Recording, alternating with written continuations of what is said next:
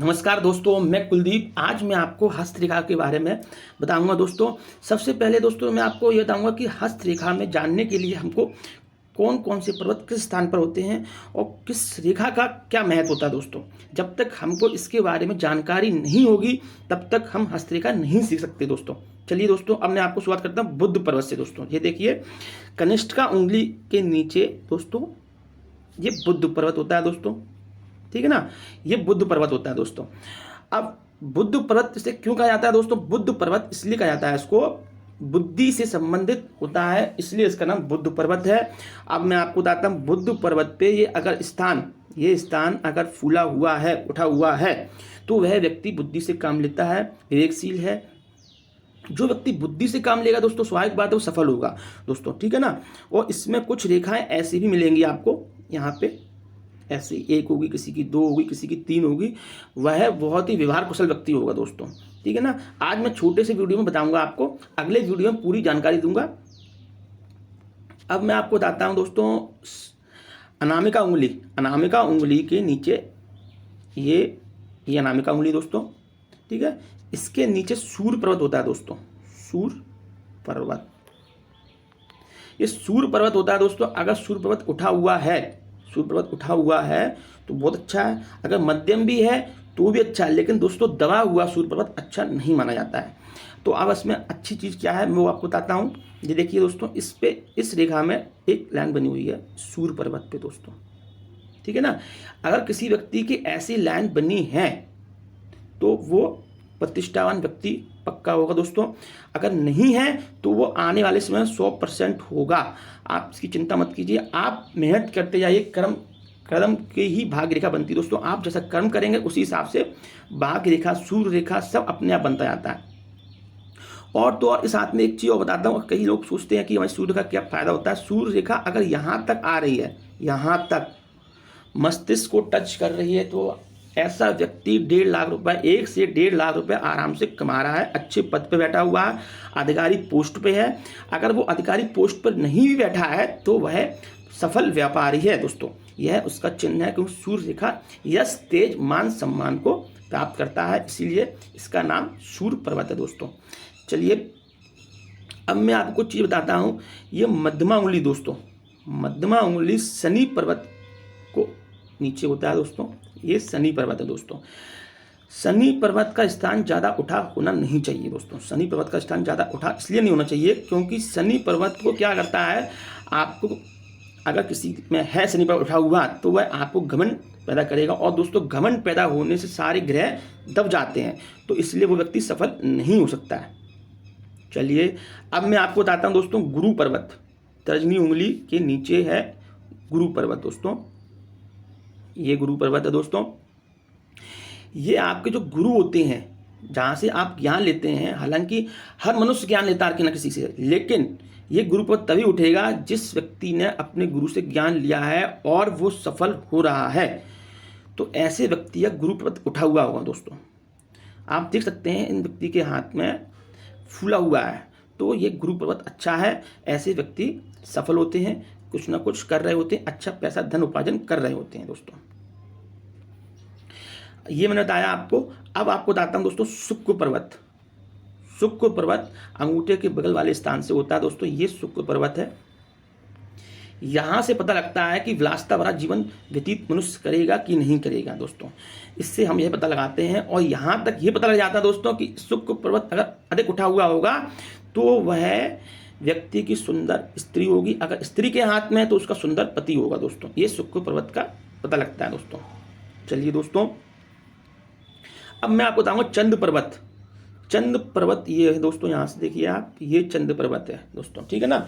चंद्र पर्वत से हम कैसे पहचाने कि अच्छा है दोस्तों? चंद्र पर्वत अधिक उठा होगा तो कामुकता का निशानी होती है दोस्तों। अगर मध्यम है तो बहुत अच्छा है दोस्तों। अब इसमें चंद्र पर्वत से क्या क्या होता है? चंद्र पर्वत से दोस्तों भाग्य रेखाएं जाती हैं। सूर्य रेखा गई, किसी के स्थान पर शनि पर्वत पे जाती है, किसी के स्थान पे यहाँ से भी निकल के ऐसे जाती है दोस्तों। ये भाग्य रेखा है दोस्तों। अगर ये भाग्य रेखा ऐसे जा रही है तो ऐसे व्यक्ति बाहर से धन उपार्जन करते हैं और अच्छा खासा धन उपार्जन करते हैं। बस इसका विशेष ध्यान होना चाहिए कि भाग्य रेखा कहीं से कटी ना हो।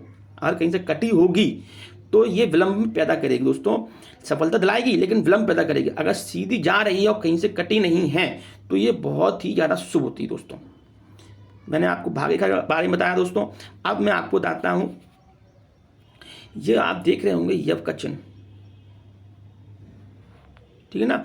ये यव का चिन्ह दोस्तों देख रहे हैं, ये अर्ली सक्सेस मतलब जल्दी सफलता की निशानी होती है। उन्हीं के हाथ में ये बनेगा अर्ली सक्सेस का चिन्ह दोस्तों। 25 से 27 वर्ष में ये बन जाता है। अगर इससे पहले भी बन रहा है तो भी आपको अर्ली सक्सेस निशानी होगी, सरकारी नौकरी के चांस रहेंगे दोस्तों। अब मैं आपको बताता हूँ दोस्तों हृदय रेखा के बारे में दोस्तों। हृदय रेखा जो है देख सकते हैं आप, यहाँ से देखिए आप, यो हृदय रेखा ऐसे जा रही है दोस्तों, ठीक है ना। ये गुरु पर्वत तक जा रही है दोस्तों। आप पास से देखेंगे तो ये दो मुखी भी है, ये देखिए ये दो मुखी रेखा है, तो ये भी बहुत अच्छा होता है दोस्तों हृदय रेखा। और कहने को तो यहाँ से भी रेखा जा रही है, आप देखेंगे इससे, तो ये जो रेखा है गुरु पर्वत तक जाती है तो बहुत ही ज़्यादा शुभ होती है दोस्तों। गुरु का सम्मान प्राप्त होता है, जिससे भी ये गुरु से अपना लेते हैं ज्ञान, कहीं से भी लें, लेकिन गुरु पर्वत पर जाने वाली दो मुखी रेखा बहुत ही ज़्यादा शुभ होती है। ऐसे व्यक्ति कभी असफल नहीं हो सकते दोस्तों। अब आप देखिए मस्तिष्क रेखा दिखाऊंगा मैं आपको दोस्तों। ये मस्तिष्क रेखा जा रही है, ठीक है, ये मस्तिष्क रेखा है दोस्तों और आगे तक गई है। हालांकि देखिए मैं आपको बगल से कभी ड्रॉ कर देता हूँ जिससे आपको समझ में आती है कि कहाँ तक। अगर उसी को ड्रॉ कर दूंगा तो समझ में कम आएगा।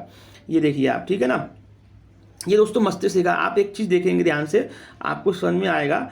मस्तिष्क रेखा बताती है कि आपके क्या विचार है, आपके अंदर कितना है, क्या चल रहा है, क्या नहीं चल रहा है और कहाँ तक पहुँच सकते हैं। मस्तिष्क किसी किसी की बड़ी भी होती है दोस्तों, बहुत बड़ी होती है, यहाँ तक होती है, तो उस हिसाब से उनका पता लगता है। लेकिन एक चीज़ में अच्छी दोस्तों आप नोट करेंगे, मस्तिष्क रेखा में ट्रायंगल बन रहा है दोस्तों, ये देख सकते हैं आप, जीवन रेखा और मस्तिष्क रेखा बीच में ट्रायंगल बन रहा है, तो ये बहुत शुभ होता है दोस्तों। गांव में इसको बोलते हैं कोठा। तो मैं आपको बता दूं, ये ट्रायंगल बनने के बाद इसमें धन एकत्रित होता है दोस्तों। ऐसे लोगों के व्यक्ति के हाथ में मैं यकीन दिलाता हूँ कि ये सरकारी नौकरी के साथ साथ अगर नहीं भी है तो ये अगर बना हुआ है तो 45 से 50 हज़ार रुपये महीने का आराम से ये ले रहे हैं, और ज़्यादा भी ले सकते हैं दोस्तों, क्योंकि इसमें रेखा जो है कहीं से खुली भी नहीं है, ऊपर तक जा रही है, कहीं से भी खुली नहीं है। अगर रेखा खुली होती, जैसे अगर रेखा मान के चलिए आप ऐसे होती, ठीक है ना, तो ये साइड से पैसा निकल रहा है, कमा रहे हैं लेकिन साइड से निकल रहा है। और यहाँ पे देखिए भाग्य रेखा भी, जैसा कि मैंने बताया था आपको, ये भाग्य रेखा भी जा रही है एक और, ठीक है ना। तो ये भाग्य रेखा भी अच्छी है इनकी, ये ऐसे व्यक्ति बाहर से धन उपार्जन करते हैं। अब जीवन रेखा देखिए आप, ये जीवन रेखा जा रही है। मैंने आपको बताया था कि मैं आपको बताऊंगा कौन से स्थान कहाँ पर है, ये बताने को बोला था मैंने आपको, तो उस हिसाब से मैं आपको स्थान बता रहा हूँ। ये जीवन रेखा है दोस्तों। जीवन रेखा जितनी लंबी होगी, गहरी होगी, कटी नहीं होगी, तो दोस्तों उतना अच्छा होगा दोस्तों। अब मैं आपको बताता हूँ जीवन रेखा के बारे में।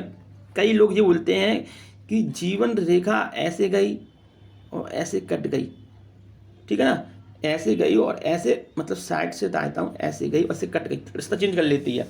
तो ये बता दूं दोस्तों आपको, इस शुभ नहीं होता है। ऐसे लोगों के हाथ में अल्पायु होती है। अल्पायु मतलब मृत्यु के पास जाके बच गए, उनकी अल्पायु के निशान होते हैं दोस्तों। कई लोग उसको बताते हैं कि इनका बदलाव आ गया दोस्तों, बदलाव तो आ गया, लेकिन ये अल्पायु के निशान है। अगर किसी के हाथ में है ऐसे चिन्ह तो वो इस चीज़ को देखे और समझे कि हाँ उनके साथ ऐसा हुआ था क्या। मैं यकीन दिलाता हूँ आपको दोस्तों कि ऐसा 100% उनके साथ ऐसा हो चुका है, अल्पायु के चांस हैं और हुआ है। तो दोस्तों मैंने आपको सारी चीज़ें बताई। अब दोस्तों मणिबंध देखा बताता हूँ। मणिबंध, ये मणिबंध है दोस्तों, जिसके हाथ में जितनी होगी उस हिसाब से रेखा बताई जाती है। किसी के हाथ में 2 होती है, किसी के हाथ में 3 होती हैं। तो मणिबंध रेखा, एक मणिबंध रेखा 25 वर्ष की बताई गई है, दूसरी मणिबंध रेखा 25+ करती है, ये 3 मणिबंध है तो 75। लेकिन दोस्तों इसका मतलब ये नहीं है कि किसी के 2 ही हैं तो वो 50 वर्ष जिएगा दोस्तों, ठीक है ना, ऐसा नहीं है। लेकिन ये रेखा जो है कर्मों के साथ से बदलती आती है, मणिबंध रेखा भी बदलेगी दोस्तों, ठीक है दोस्तों। आशा करता हूँ दोस्तों आपको मेरा वीडियो अच्छा लगा हो। लाइक शेयर सब्सक्राइब जरूर करें, जिससे आने वाला अगला वीडियो आप तक पहुँचे।